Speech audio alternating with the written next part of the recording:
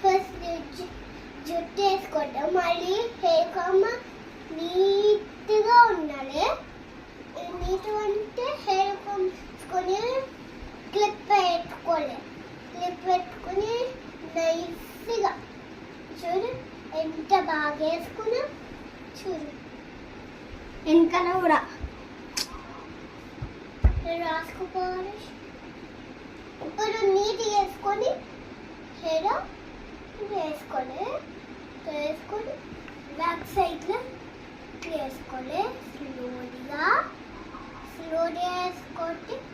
ఇట్లా వేసుకోండి. చూడు ఇట్లా బాగా నీట్గా వేసుకోండి.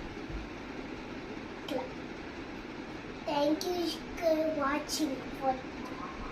అట్లా రౌండ్ అట్లా రౌండ్